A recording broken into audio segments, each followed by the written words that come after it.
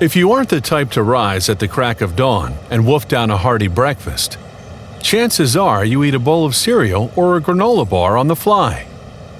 One of the best ways to beat the early morning blahs, the goodness of cereal, now comes in as many forms as our fast-paced lifestyles demand.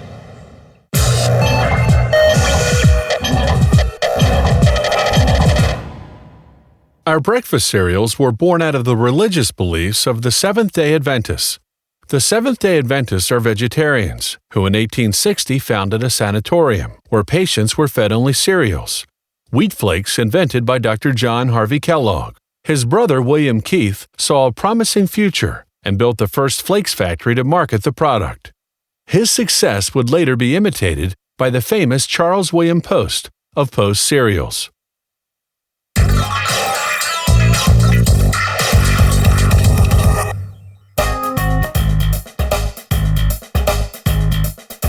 The making of frosted corn flakes starts in this cooker. The corn kernels are cooked here for 2 hours and 20 minutes. Then the corn kernels are ground up. They're ground up by this endless worm screw. It also determines the number of pounds of kernels needed to make up a cereal recipe. The ground corn is next dried in a dryer unit, an important step before they're cooked. To give them their nice flat shape, the corn kernels are crushed in the flake roller. 2 rollers turn opposite to each other, and the kernels fall into the constricted space between them. The flakes fall onto this conveyor, and the next step will be cooking.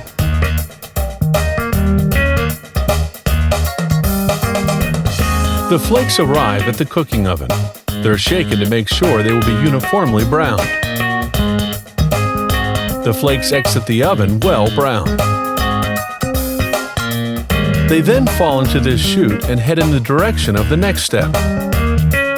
This vibrating conveyor sorts the flakes and retains only the right-sized ones. This drum mixes the flakes and sprays them with a sweet solution boiling at 445 degrees. The sweet solution is dried, and a rake uniformly spreads out the frosted flakes on the canvas. Now they add in vitamins. The cereals are placed into this rotating drum. The vitamins are sprayed onto the flakes by a series of jets.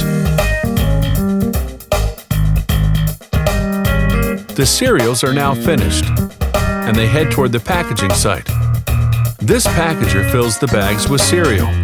It handles between 40 and 45 bags a minute before they head off for final packaging. This plant doesn't only make cereals, it also makes soft cereal bars. This kneader mixes the ingredients, oat flakes, rice, and syrup. The preparation is mixed twice a minute. When well mixed, the preparation is poured into a large container. They will now proceed with the molding of the bars.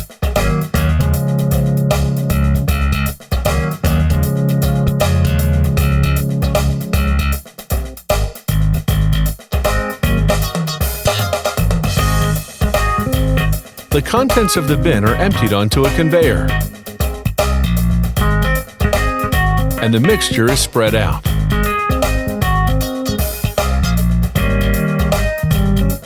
Here they add chocolate chips to the mixture. The mix is compressed to the desired bar thickness by this roller. The bar separator then divides the mix into 35 equal strips. And then a guillotine cuts the bars to their proper length.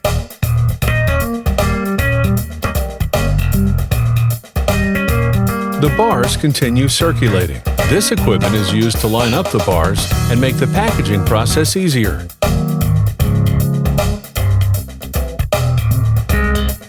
Side by side, the bars are turned here so that they run one behind the other. This roller applies a delicious caramel fondant to the bars.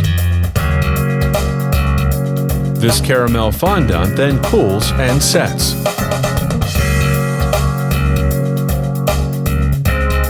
They're now at the final stage of production, coating with chocolate. About 400 pounds of chocolate are needed for the bar recipe.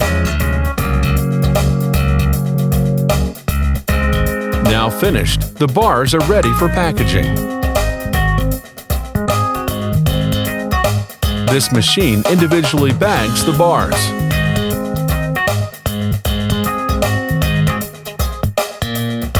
Finally, they proceed with the packaging. These tasty bars will be enjoyed by children as well as adults.